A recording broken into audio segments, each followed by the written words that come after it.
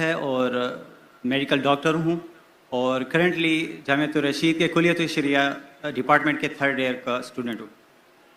मेरा question human evolution से मुतालिक है कि अगर हम दावा सर्कल्स में देखें तो इसमें 3-4 किस्म की अप्रोचेज़ हमें नज़र आती हैं इस क्वेश्चन को एड्रेस करने के लिए। एक तो मॉडर्निस्ट मुतजद्दिदीन की जो अप्रोच है, जो आयात और कुरान मजीद को खींचतान कर इनके अंदर हम आहंगी जाहिर करते हैं। दूसरी साइंटिफिक रेफ्यूटेशन वाली अप्रोच है और तीसरी फ़िलोसॉफ़िकल अप्रोच है, यानी मेथडोलॉजिकल नेचुरलिज्म वाली।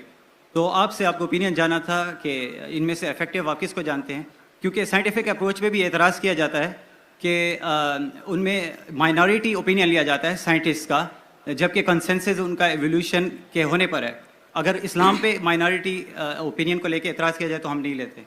भाई का बहुत अहम सवाल है कि जो एवोल्यूशन के बारे में जिस डार्विन थ्योरी है कि हम इंसान बंदर से आए और ये कुरान मजीद के खिलाफ है।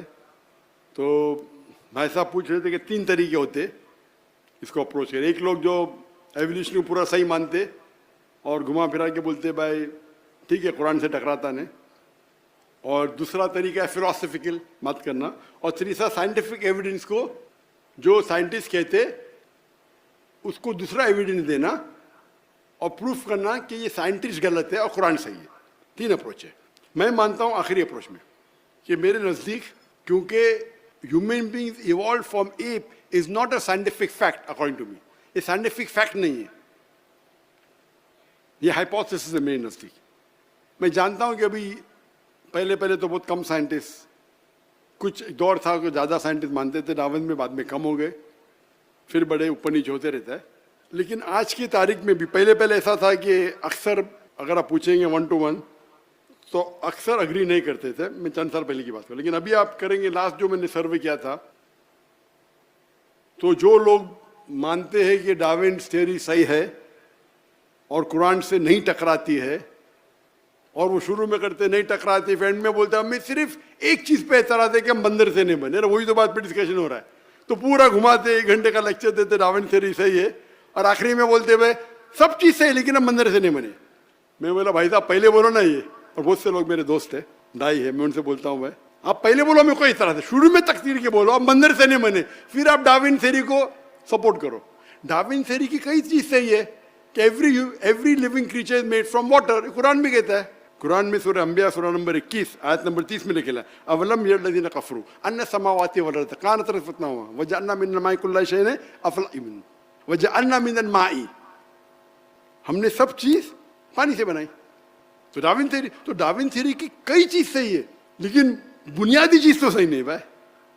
बुनियादी चीज़ तो मंदिर से नहीं बने भाई। तो इसके ऊपर जो आर्ग्यूमेंट है उस पर काउंटर आर्ग्यूमेंट बन के काफ़ी, मेरे पहले आंसर जो आप देखेंगे 96 का ओल्ड आंसर था, मेरे दावा ट्रेनिंग का रिफाइंड आंसर है, लेकिन एंड से मैं नहीं मानता हूँ कि हम मंदिर से बने, क्योंकि वो बुनियादी कुरान के खिलाफ है। आदम अलैहिस्सलाम पहले इंसान थे नहीं, वो पहले वो जिन ने बोले कि पहले लोग थे तो पहले भी थे बंदर, ये सब फिलोसफिकल नहीं। कुरान है, हदीस है। अभी तक के ये कहना कि हम ये डार्विन थ्योरी 100% सही है, गलत है। आप जरा रिसर्च करो, खाली जाओ यूएसए में कितने लोग डार्विन को मानते, 25% से ज्यादा नहीं मानते। 25% माशाल्लाह, 10% भी माने तो मैं कुरान को, 100% भी माने तो मैं छोड़ूंगा कुरान को। तो 25% बहुत है। नहीं डॉक्टर यू आउटडेटेड, अरे भाई मैं डॉक्टर हूं, तुम इंजीनियर है भाई, ये मेरा फील्ड है। तो आप आके बोलते मैं इंजीनियर हूं, मैं ये बताता हूं, और बड़ा डायलॉग मारते। मतलब आप यूएसए के ना, आप गूगल करो, यूएसए में 25% अभी भी मानते कि बंदर से नहीं बने। मुसलमान को छोड़ो, चुप। तो अपने लेक्चर में बोलते आप मुसलमान भड़को मत, हमको मानना चाहिए डार्विन थ्योरी में, डार्विन थ्योरी सही है, ये जो बाकी जाए आपको बेवकूफ बना रहे, ब्ला ब्ला ब्ला ब्ला। आज दुनिया तरक्की कर चुके, झूठ बोल रहे। पूरे स्टैटिस्टिक रखो ना दुनिया के सामने। तो बहुत से लोग बोलते जाकिर भाई वो शेख ने क्या जवाब दिया, वो शेख का जवाब कैसा है। मैं बोला गलत है, मैं नहीं मानता हूँ। और वो बोलेंगे भी ओ मैं वो कुछ दाई गलत है, डॉक्टर नाइक गलत है, मैं तो किसका नाम लेता नहीं, कौन खराब है। तो मेरे नजदीक अभी भी जो कुरान की आयत है वो बिल्कुल हमें वैसा ही लेना चाहिए। हम मंदिर से नहीं बने, अभी तक एस्टैब्लिश फैक्ट ना, कुछ मिलते जाते ऊपर नीचे। बिग बैंग एस्टैब्लिश है, लेकिन किस तरीके से बिग बैंग हुआ उसमें डिफरेंसेस है। तो कुरान की जो आयत है सूरह अंबिया सूरह नंबर 21 आयत नंबर 30 की, कि कायनात एक थी, वो अभी तक के बिग बैंग के 100% करेक्ट थे। वो बिग बैंग में ये पता चलेगा कितने बिलियन ईयर्स पहले थी, वो अलग बात है। तो कुरान में कहा नहीं निकले कितने बिलियन ईयर्स पहले आदम अलैहिस्सलाम थे, वो बाइबल से टकराएंगा। बाइबल के अंदर लिखा आदम अलैहिस्सलाम 6000 साल से थोड़े कम थे, समझे ना, तो प्रॉब्लम है। फिर हमारे पास ऑलरेडी मिल चुके फॉसिल जो मिलियन, तो बाइबल से टकराती है बिल्कुल से। डार्विन से आप देखेंगे फॉसिल हमें मिले 10 मिलियन ईयर्स पहले, कुरान में कहा डेट नहीं लिखा गया। तो जो बाइबल से मिलती है कुछ चीज मिलती है, कुछ चीज नहीं मिलती है। और हदीस में लिखा है कि बल्लिगोने वाला आया, एक आयत भी पेश करो। और आप नसारा और यहूदी की किताबों को अगर टकराते नहीं तो इस्तेमाल कर सकते, टकराते नहीं तो इजाजत है। तो जब भी कोई भी दूसरी किताब, मजहबी किताब मिलेंगी, जो एक जमाने में हम कहते हैं कि इंजील वही है, लेकिन ये बाइबल इंजील नहीं है, ये बाइबल है इंसान की लिखी हुई, इंजील नहीं है। तो ये बाइबल में से जो चीज कुरान से मिलती है हमें कोई एतराज नहीं मानने के लिए, अल्लाह का कलाम है। जो टकराती है वो बिल्कुल नहीं मानेंगे, जो नहीं टकराती है सच भी हो सकती, गलत भी हो सकती, ये उसूल है।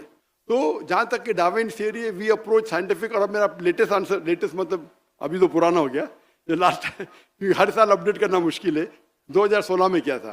तो मेरा आंसर जो देखेंगे, जो पुराने वीडियोस में है वो डिफरेंट है, और नए वीडियोस में उसमें न्यू एविडेंस है। इंशाल्लाह भी नया रिसर्च करके और एक नया आंसर होना चाहिए, लेकिन ये बिल्कुल बेबुनियाद है। हमें कुरान के आयत और हदीस पे पूरा यकीन है जो सही है, और बहुत सी चीज़ें हमें पता चलती बाद में। Hope the answer the question.